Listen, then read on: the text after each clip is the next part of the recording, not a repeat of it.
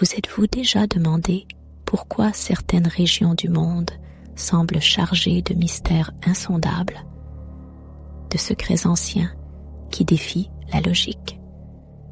Prenons l'Europe occidentale, par exemple. Pourquoi, à une certaine époque, cette région s'est-elle transformée en un véritable prédateur, conquérant le reste du monde? Était-ce une simple question de géographie, ou bien quelque chose de plus profond, de plus troublant? Et si cette transformation avait ses racines dans des événements oubliés, des lieux mystérieux, des îles disparues? Imaginez une région paisible au Portugal, le district de Coimbra. Rien de notable à première vue, des villages pittoresques, des champs cultivés par des paysans, des hameaux reculés. Mais attendez, si je traduis pour vous les noms de CS villages sur d'anciennes cartes, un monde étrange se dévoile, quelque chose de dérangeant, d'inattendu. Qui aurait cru qu'un petit coin de campagne portugaise pouvait cacher des indices sur un passé si obscur? Et puis, il y a cette carte ancienne. Avez-vous déjà entendu parler du continent mu? Un endroit qui aurait existé, selon certaines théories, avant de sombrer dans les abysses. Était-ce une simple légende? Une création de cartographes audacieux?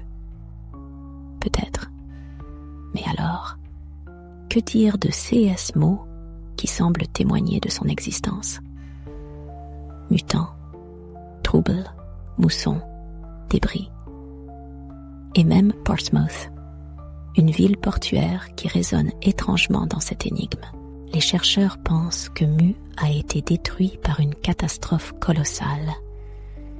Et tout près de ce territoire oublié se trouve un lieu tout aussi énigmatique, l'île de Nan Madol. C'est cette île que nous allons explorer ensemble. Revenons un siècle en arrière. En 1914, un chercheur allemand du nom de Paul Ambruch s'intéresse à Nan Madol. Ce qu'il découvre dépasse l'entendement. Il identifie 92 îlots artificiels, tous reliés par des canaux grouillants d'anguilles électriques. Oui, vous avez bien entendu. Des anguilles électriques. Une ingénierie complexe. Des îles entièrement construites par l'homme, qui défient les capacités techniques de leur époque. Et ce n'est pas tout. Plus de 800 structures en pierre sont découvertes, allant des murs massifs de fortification à un temple principal construit en blocs mégalithiques. Ces constructions, imposantes et précises, semblent avoir été conçues pour quelque chose de bien plus grand qu'un simple usage quotidien. Était-ce une civilisation avancée, oubliée depuis longtemps, ou un fragment d'un passé encore plus ancien, lié à des territoires aujourd'hui engloutis? Alors, que reste-t-il de tout cela? Une série de mystères qui s'entrelacent, de Nan Madol à Mu, en passant par l'Europe conquérante. Mais surtout, une question. Et si tout cela était plus connecté qu'il n'y paraît? Qu'est-ce que ces lieux et ces noms cherchent à nous dire? Et surtout, que reste-t-il à découvrir? Imaginez une île mystérieuse, perdue dans les eaux du Pacifique, où des structures gigantesques défient toute logique. À Nan Madol, les ruines parlent d'un passé énigmatique, d'un savoir-faire que nous peinons encore à comprendre aujourd'hui. Ce n'est pas seulement une curiosité architecturale. C'est un casse-tête qui nous renvoie à une époque où l'homme, la nature et quelque chose d'inexplicable semblaient cohabiter. Entourant les bâtiments, une muraille de 5 mètres de haut, construite en blocs cyclopéens, se dresse encore fièrement, défiant le temps. Mais à quoi pouvait servir un tel complexe fait de mégalithes? Si l'on en croit les reconstructions, ce lieu n'a rien d'une Venise tropicale. canaux sont bien trop étroits pour permettre la navigation de grands bateaux et les passages ne sont pas assez larges pour accueillir des marchandises. Même les eaux peu profondes, où seules quelques créatures comme des crocodiles ou des serpents pourraient subsister, rendent toute idée de port complètement absurde.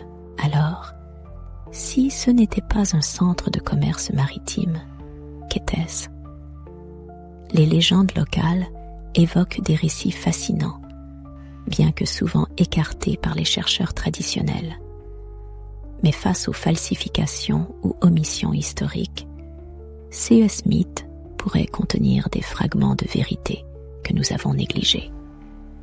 Et selon les récits des aborigènes, Nan Madol aurait été un centre rituel pour des prêtres mystérieux venus de l'extérieur. 6 derniers organisaient chaque année une cérémonie d'expiation appelée Pvank and Sapf, où une tortue sacrée était offerte à une anguille d'eau salée vénérée, appelée Nan Samol. Une tradition étrange, n'est-ce pas? Ce temple sacré, au cœur du complexe, possédait même un bassin dédié, probablement pour accueillir ces cérémonies. Mais cela ne s'arrêtait pas là.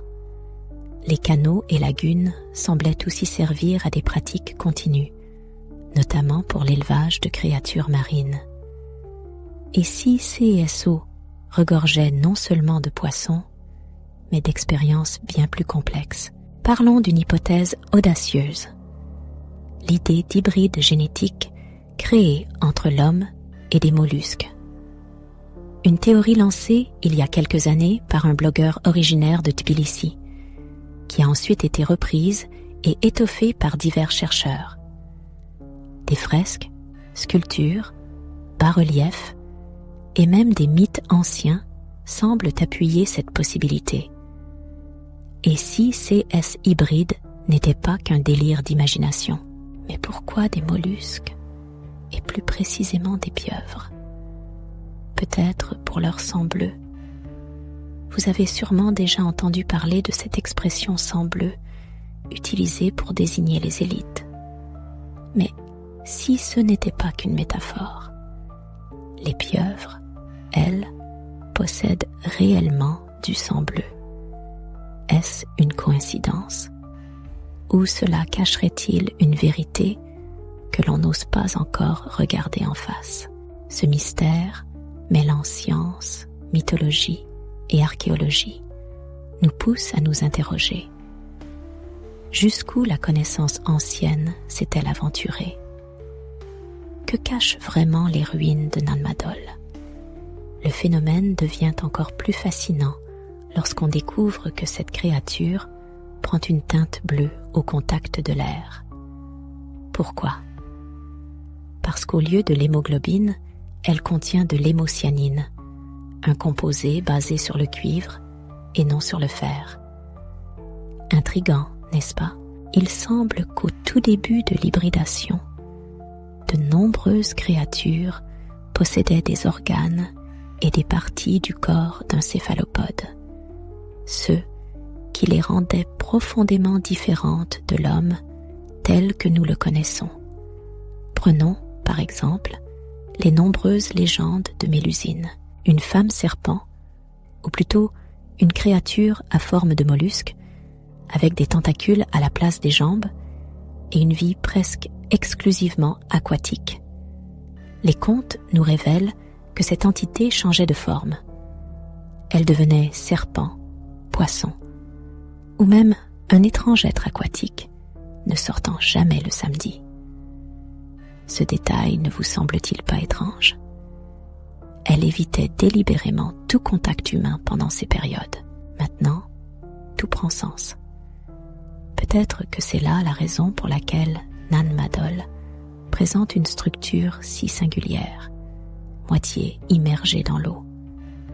L'idée même d'une insertion génétique dans l'ADN humain pour en faire un instrument de capture semble inouïe pour certains. Pourtant, il existe des recherches qui montrent que l'hybridation interespèce est non seulement possible, mais parfois même pratiqué. À l'école, on nous disait que cela était impossible. Mais aujourd'hui, avec les avancées de la génétique, des gènes de scorpions peuvent être insérés dans d'autres espèces. Et les possibilités semblent illimitées. Et que dire des céas, où des hybrides mi-humains, mi-animaux ont vu le jour? Dans certaines régions où la zoophilie est pratiquée, ces événements ont été enregistrés. Officiellement, la science prétend que ce n'est pas possible, mais les faits sont là. Des créatures hybrides naissent, sans aucune manipulation scientifique. Mais revenons à nos pieuvres. Quelles ont de particulier ces créatures? Les céphalopodes, en particulier, possèdent des caractéristiques étonnantes, parmi lesquelles une certaine cruauté. Leur apparition sur Terre demeure un mystère. D'un point de vue biologique, les pieuvres ont un cerveau très développé, avec des capacités cognitives remarquables. Et peut-être que nous ne les comprenons pas encore totalement. Des chercheurs affirment qu'elles possèdent des pouvoirs hypnotiques, et il reste à savoir qui, de nous ou de ces créatures, les étudie réellement. Le cerveau des pieuvres a une forme de beignet, entourant leur œsophage. Ceux qui, sans surprise, influencent leur comportement souvent égoïste et mercantile. Leurs 3 cœurs leur confèrent une résistance exceptionnelle. D'ailleurs, beaucoup de psychologues animaliers les considèrent comme les plus intelligents de tous les invertébrés. Leur aptitude à apprendre, leur mémoire, leur capacité à distinguer des formes géométriques, à reconnaître les visages humains et à s'adapter à leur environnement sont impressionnantes. Ces animaux peuvent même devenir apprivoisés si l'on y passe assez de temps avec eux. Les pieuvres sont aussi capables de modifier leur cerveau pour s'adapter à une tâche spécifique. Elles possèdent des qualités d'adaptation rares et peuvent se faufiler à travers les plus petites fissures. En plus de cela, elles ont la capacité fascinante de changer la couleur de leur peau pour se camoufler. Quant à leur reproduction, elle est tout aussi étonnante. Certaines espèces de céphalopodes sont hermaphrodites et peuvent changer de sexe d'une année à l'autre. Ne trouvez-vous pas ces créatures fascinantes? Cela ne vous rappelle-t-il rien? Mais ce qui est encore plus fascinant, c'est la méthode de reproduction des pieuvres. Le mâle possède un tentacule spécial, appelé ectocotyle, qui se développe dans un petit sac entre le 2e et le 4e bras du côté gauche. Une fois qu'il a accumulé une quantité suffisante de liquide séminal, cet organe se détache miraculeusement du corps et part à la recherche d'une femelle. C'est déjà étonnant, non? Mais la nature n'en reste pas là. Après un certain temps, si la pieuvre ne change pas de sexe, ce pénis repoussera. On dirait une histoire tirée d'un conte fantastique, n'est-ce pas? Ce processus autosuffisant, presque magique, mène finalement à une réflexion plus profonde. Il existe des légendes mystérieuses sur des rituels marins qui semblent liés à des créatures étranges, comme l'anguille de mer. Mais non, ce n'est pas une anguille. Il s'agit en réalité de l'ectocotyle d'un mâle pieuvre. Les carapaces de tortue, elles, étaient utilisées pour mélanger des éléments génétiques, recueillis et combinés avec des ovules humains. Les anciennes civilisations s'adonnaient à des pratiques de création d'hybrides. Et ces hybrides, ou ceux que l'on appelait des humains, devaient posséder certaines caractéristiques spécifiques, telles que l'adaptabilité, l'égoïsme et surtout une grande cruauté envers leurs semblables. Qu'est-ce que cela pourrait bien signifier? Ce sont des soldats parfaits, des créatures conçues pour la conquête. Alors, vous vous demandez probablement où se trouvait donc ce complexe technologique complexe, cet équipement sophistiqué où l'on cultivait ces êtres hybrides. Personnellement, je n'ai jamais vu ni analysé ces équipements. Mais pendant la Seconde Guerre mondiale, les Japonais ont exploré Nanmadol et ont découvert une multitude de sarcophages gigantesques, ainsi que de la platine. Ils ont emporté ces sarcophages, les ont fondus et vendus, ce qui a entraîné une chute brutale du prix de la platine dans le monde entier. Alors, ces énormes caissons en platine pouvaient-ils servir à cultiver des humains?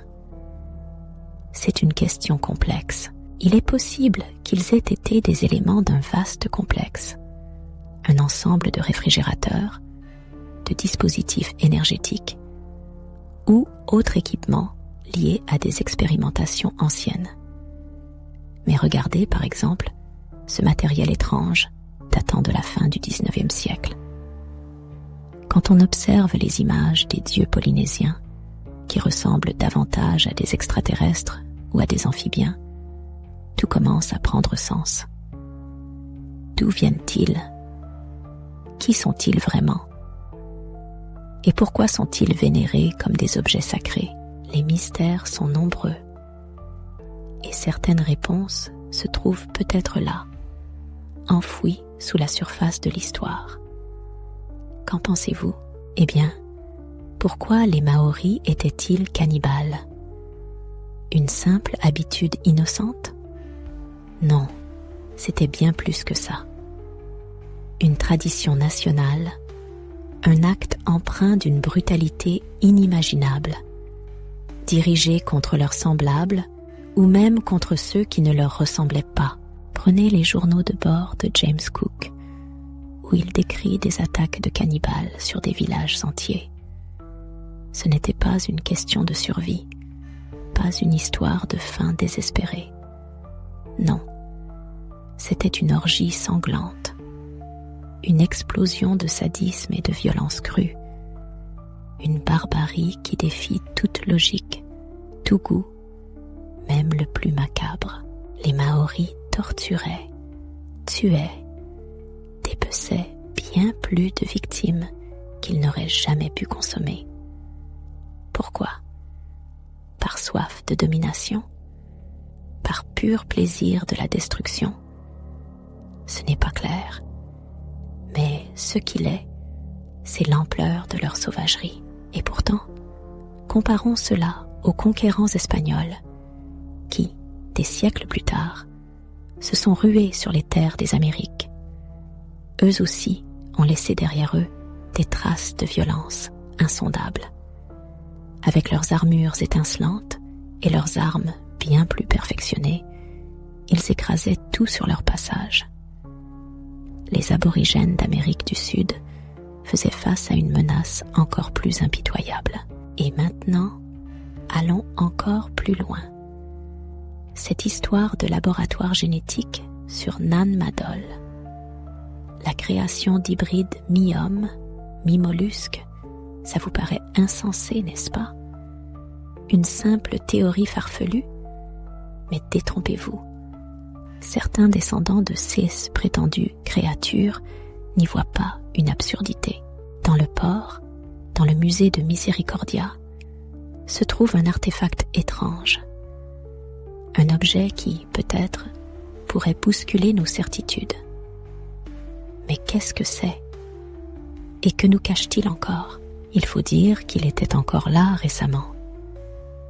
Mais, après un article publié par une blogueuse connue sous le pseudonyme Assisuera, l'objet a été mystérieusement retiré. Cet artefact, appelé la sculpture de fer de Ruy Chafes, se trouvait juste à côté de l'entrée principale de la Casa do Despacho.